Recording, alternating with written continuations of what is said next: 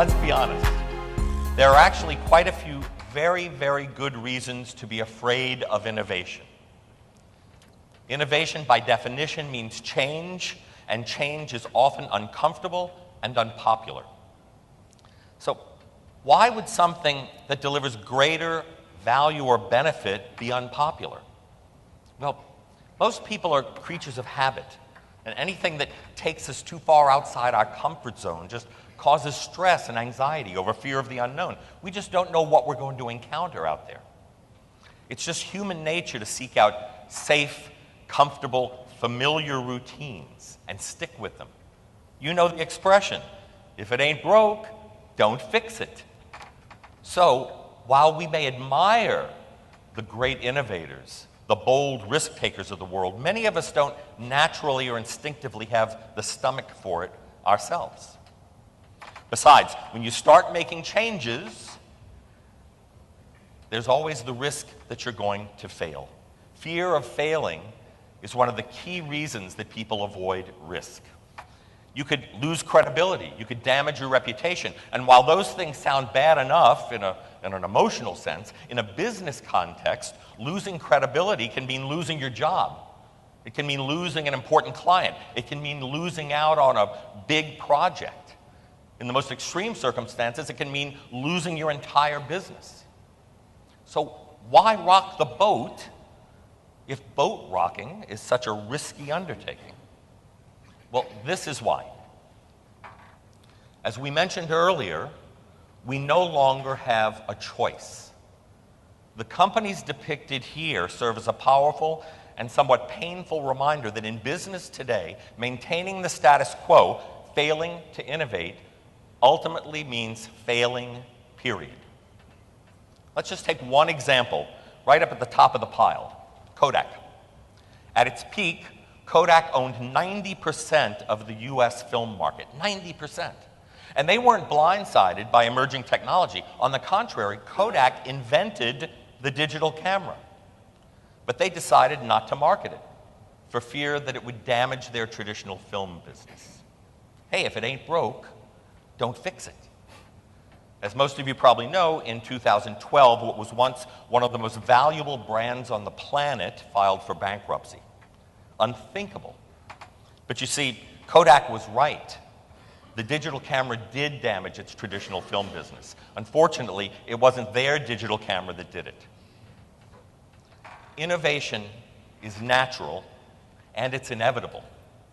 We can either embrace it and ride that wave into a better future, or we can avoid it and be swept away by the tides of change. The ability and the willingness to take on risk is where courage becomes so critically important in the innovation process.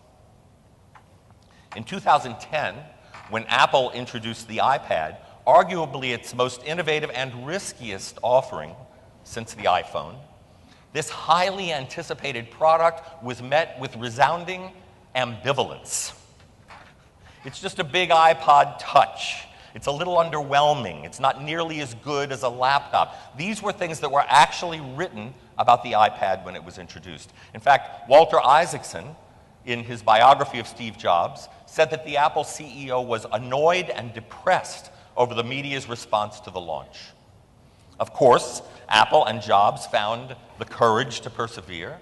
They took the risk, and it wasn't long at all before the iPad was a massive success. In fact, today, it's still the fastest growing product in the company's history.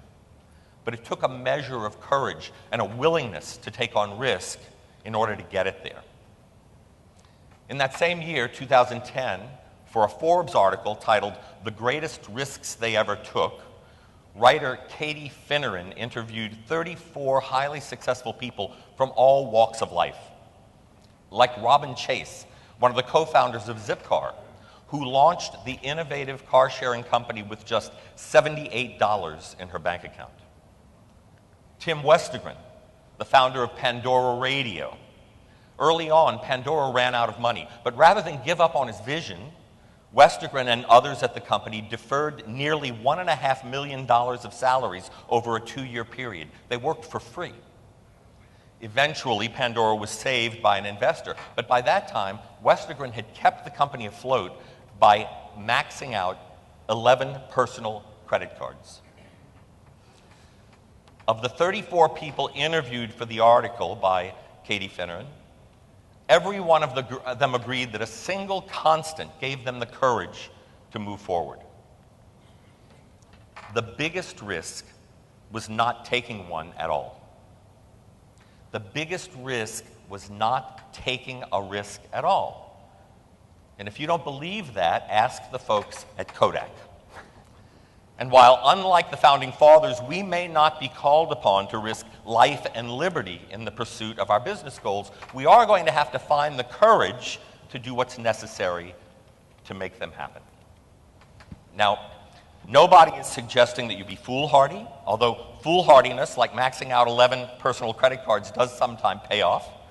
But there's a difference between irresponsibility and calculated risk-taking. So here's the required regulatory disclaimer. Do your due diligence. Make sure you're not jumping off too high a cliff. But remember, if you're going to achieve your vision, you're going to have to take action, despite some level of risk, discomfort, and uncertainty. So how do you do it? If you're not one of the natural-born risk-takers of the world, where do you find that courage? Well, personal development guru Tony Robbins suggests what he calls the rocking chair test. Okay, let's give it a try right now. Think for a minute about that bold vision that you would like to see happen. Now close your eyes and imagine it's the future. You're 80 years old. Nope, you're 90 years old because 90 is the new 80. You're 90 years old and you're sitting in your rocking chair looking back on your life, and you recognize that you never found the courage to pursue your vision. If that image doesn't bother you, great. Forget about your idea.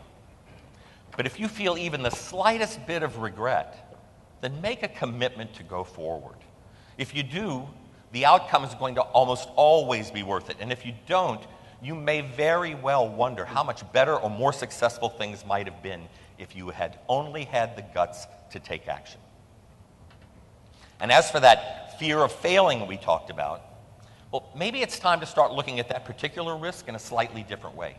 Maybe it's time to start looking at failure as nothing more than an invitation to experiment.